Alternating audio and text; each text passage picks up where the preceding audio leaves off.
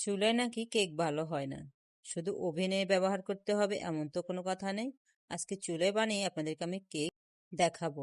আসসালামু আলাইকুম everyone, welcome to cooking network. এখানে আমি 2টা ডিম নিয়েছি। ডিম কিন্তু রুম টেম্পারেচারে থাকতে হবে।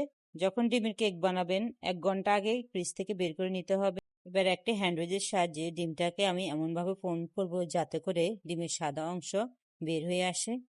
2 থেকে 3 মিনিট পর্যন্ত লো হিটে বিট করে নিতে হবে, তাহলে ডিমের ফোমটা সুন্দর আসবে। আমি এক হাতে বিট করব, অন্য হাতে আমি চিনিগুলো দিতে থাকবো। আর 2টা মিষ্টির জন্য হাফ কাপ চিনি যথেষ্ট। আপনার যদি মিষ্টি বেশি খান তাহলে বাড়ি কমিয়ে নিতে পারেন। আমি এই কেকটাকে ক্রিম দিয়ে ডেকোরেশন করব, সে কারণে আমি মিষ্টিটা কমিয়ে দিয়েছি।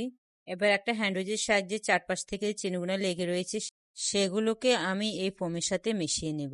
এবার আবারও একটু ফোমটাকে একটু বিট করে নেব।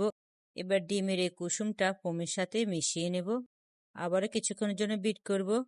এবার এখানে আমি হাফ চামচ দিয়েছি ভ্যানিলা এসেন্স, হাফ চামচ দিচ্ছি লবণ। লবণটা আপনার স্বাদ মতন দিয়ে দিবেন।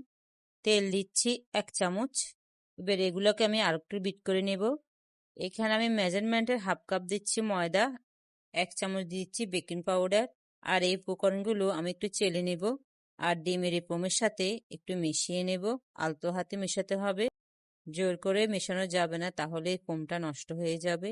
এবার কেকের একটা মোল্ড নেব, যে কোনো মোল্ড হলে হবে। আমি একটু অন্য ডিজাইনে নিলাম। এবার এগুলোকে আমি ঢেলে দিব। ঢালার সময় বুঝতেই পাচ্ছেন আমার এই ডোটা কতটা পারফেক্ট হয়েছে। এবার কিছু একটা দিয়ে ভিতরে বাবলসটা একটু দূর করে দিতে হবে, তাহলে কেকের ভিতরে আর কোনো বাবলস থাকবে না। এই কেকটা আমি চুলায় তৈরি করব।